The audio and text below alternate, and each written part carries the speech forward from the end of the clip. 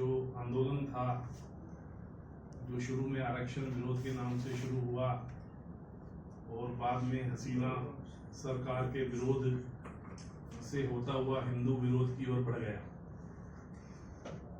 तो ये मुझे लगता है कि गफलत में थे कुछ लोग हमारे बांग्लादेश के हिंदू भाई, जिन्होंने योजना की थी। उनकी तो पहले दिन से ही योजना बाद में इसको इसी तरफ ले जाने की थी, ऐसा उन सब घटनाओं से हमको पता लगता है। तो शुरू में हम थोड़ा असमंजस में भी थे कि यहाँ कोई प्रतिक्रिया देंगे तो इसके कारण से वहाँ हमारे हिंदू भाइयों पर कोई हिंसा ज़्यादा बढ़ ना जाए, उसके कारण से हम थोड़ी प्रतिक्रिया देने में भी थोड़ा असमंजस में थे। ये स्वीकार करने में मुझे यहाँ कोई दिक्कत नहीं है। हम सरकार की ओर भी देख रहे थे कि सरकार इस मामले में जो बैकडोर पॉलिटिक्स होती है उससे कैसे क्या काम करेगी, और सरकार भी उस काम को कर रही थी। लेकिन बाद में धीरे धीरे जब ये सारी तस्वीर साफ होने लगी तो ये समझ में आ गया कि ये सारा जो है वो अंतर्राष्ट्रीय षड्यंत्र है और ये केवल बांग्लादेश का मामला नहीं है, और इसमें कहीं ना कहीं अमेरिका और यूएनओ ये भी कहीं ना कहीं इसमें लिप्त है। क्योंकि जो एक रिपोर्ट यूएनओ ने बाद में प्रकाशित की उसमें आंदोलन से पूर्व मतलब शेख हसीना की वहां से पलायन से पूर्व की सारी हिंसा की चर्चा है, लेकिन उसके बाद की हिंसा की कोई चर्चा उसके अंदर बहुत ज्यादा नहीं है। उसके बाद जो लोग मरे, वहाँ के जो हिंदू भाइयों की संपत्तियां छीनी, वहाँ की जो हिंदू बहनों का मान हरण हुआ, उसकी कोई बहुत ज्यादा चर्चा उस यूएनओ की रिपोर्ट में भी नहीं है, ऐसा मुझे लगा। तो फिर उसके बाद हमने दिल्ली की सभी सामाजिक संस्थाओं को दिल्ली के अनुव्रत भवन में इकट्ठा किया। हमने सबसे पूछा कि क्या करना चाहिए इसमें। तो दो बातें बड़ी एक अजीब सी बात निकल करके आई उसके अंदर से। कि पहली बात तो यह है कि जो बांग्लादेश के अंदर जिन हिंदू भाइयों पर अत्याचार हो रहे हैं उनके बारे में हम यहाँ रह करके यहाँ के हिंदू क्या कर सकते हैं, इसके बारे में हमको सोचना होगा। लेकिन जो दूसरी एक अजीब बात निकल करके आई वो ये निकल करके आई कि उसके बाद कांग्रेस के एक बड़े नेता ने ऐसी टिप्पणी की कि जो बांग्लादेश में हो रहा है वो अगली बारी भारत में भी हो सकता है। तो इनकी सोच कहां से कहां तक है उसको हिंदू समाज को समझना होगा। और ये दो काम बड़ी शिद्दत से कर रहे हैं। एक काम ये कर रहे हैं कि हिंदुओं को तोड़ा कैसे जाए, चाहे वो जातिगत मतगणना के आधार पर हो, चाहे वो जो हर समाज में होते हैं ऐसे कुछ भेदभाव जो हमारे समाज में भी हैं, चाहे वो उनके आधार पर हो, और जो एंटी हिंदू हैं उनको जोड़ा कैसे रखा जाए।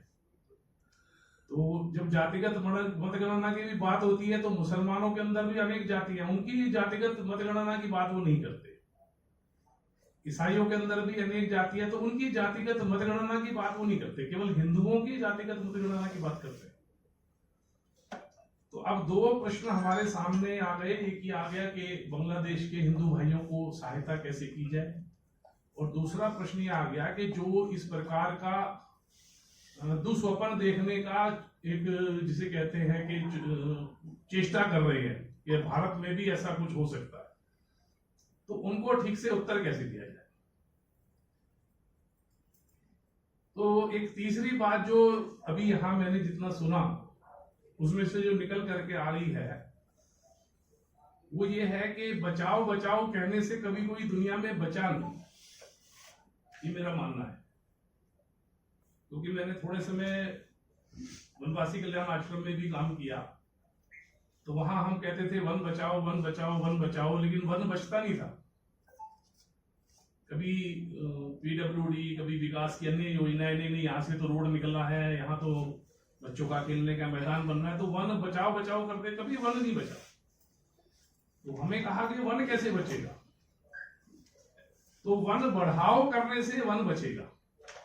यहां अगर वन खत्म हुआ है तो कहीं दूसरी जगह उतने क्षेत्रफल में हम वन बढ़ा सकते हैं क्या। तो 1000 साल से हिंदू पलायन ही कर रहा है, और और ये आखिरी जो अभी स्थिति आ रही है वो बांग्लादेश की आ रही है, जहां से एक प्रकार से पलायन की स्थिति बन रही है। और ये भी ठीक ही है कि अपने हिंदू भाइयों को हम वहां इस प्रकार से असहाय नहीं छोड़ सकते। तो अगर वो वहां से यहाँ आते हैं तो उनके सब प्रकार के प्रबंध भी हमको करने चाहिए। और मेरा तो कहना यह है कि ये जो रेलवे के बाद सबसे बड़ी जमीन वक्फ बोर्ड के पास है, इस जमीन का अधिग्रहण करके उन बांग्लादेशी हिंदुओं को उसके ऊपर बसाना चाहिए।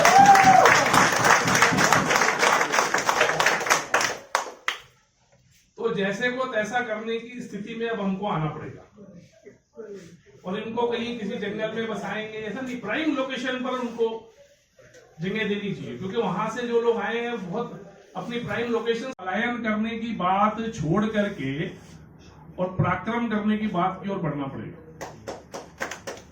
हमने बहुत देख लिया, हमारी शोभा यात्राओं पर पत्थर फेंके जाते हैं क्योंकि हिंदू बेचारा सहनशील है, वो कुछ बोलता नहीं है। उनके मुहर्रम के जुलूस निकलते हैं तो उनको सुरक्षा दी जाती है। तो अब ये आगे ये सब नहीं चलने वाला है। अब हिंदू समाज को बढ़ने की आवश्यकता है और इसकी शुरुआत हमको दिल्ली से ही करनी पड़ेगी, क्योंकि दिल्ली एक प्रकार से लघु भारत है। दिल्ली के अंदर सभी भाषा के लोग रहते हैं, दिल्ली के अंदर सभी राज्यों के लोग रहते हैं। तो हम सबको मिलकर के, आप भी उसका एक भाग हैं, हम सबको मिलकर के एग्रेसिव हिंदू के बारे में अब बात करनी पड़ेगी।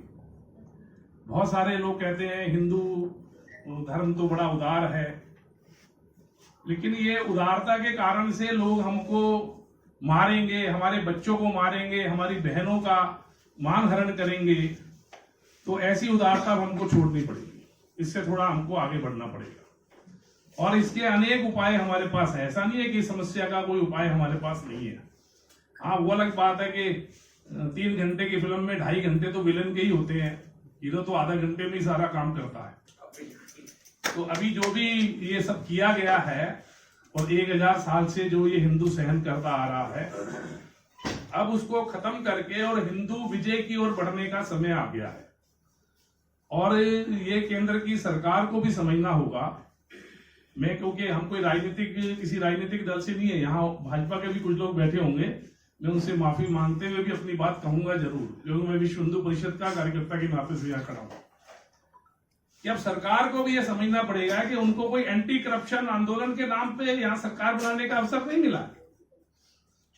उनको कोई बहुत विकास की योजनाओं के ऊपर यहाँ सरकार बनाने के लिए मौका नहीं मिला है।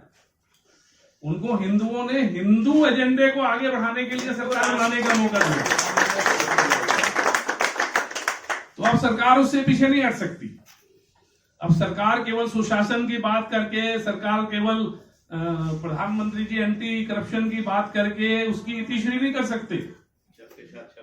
अब 0 टॉलरेंस अगेंस्ट हिंदू वायलेंस, ये सरकार के एजेंडे पर सबसे ऊपर आने की बात है। और उसके लिए यदि मेरा मानना है कि सरकार को यदि आर्मी का एक्शन भी बांग्लादेश में करना पड़े तो वो करना चाहिए। आप इतने नजदीक नहीं कर सकते तो दूर कहां जाकर के करेंगे? आप क्या करेंगे आप दूर जाकर के? और अपने 1 करोड़ से ज्यादा हिंदुओं को बचाने के लिए यदि किसी देश को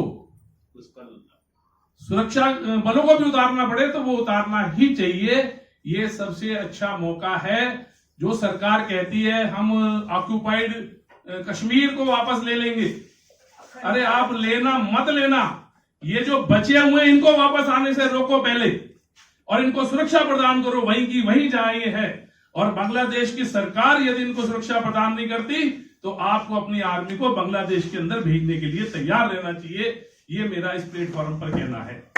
हिंदू का वहाँ के बांग्लादेश के जो पीड़ित हिंदू हैं उनके लिए संवेदनाएं हैं, समर्थन है, लेकिन सबको ये अपेक्षा है कि जिस प्रकार का वहाँ हिंसा हिंदुओं पर हो रही है उसके अंदर केवल जो जिहादी तत्व हैं केवल वो हिंसा नहीं कर रहे हैं, उनको कहीं ना कहीं जो सरकार है या जो वहाँ की आर्मी है या वहाँ की जो प्रशासनिक लोग हैं उनका कहीं ना कहीं संरक्षण उनको प्राप्त है। इस कारण से वो इस प्रकार की हिंसा करवा रहे हैं। तो हमारा तो केंद्र की सरकार से आग्रह है कि लोगों की जन भावनाओं को समझते हुए और अब स्पष्ट चेतावनी देने का समय जो है ना बांग्लादेश की सरकार को आ गया है कि केंद्र की सरकार एक स्पष्ट चेतावनी बांग्लादेश की सरकार को दे कि या तो इस हिंसा को तुरंत बांग्लादेश की सरकार रोके, नहीं तो फिर जो भी इसके लिए हमारी सुरक्षा जो आर्मी है, जो पैरामिलिट्री फोर्सेस हैं, और उनके द्वारा कैसे हम इस सारे हिंदुओं को वहां से बचाने का काम कर सकते हैं,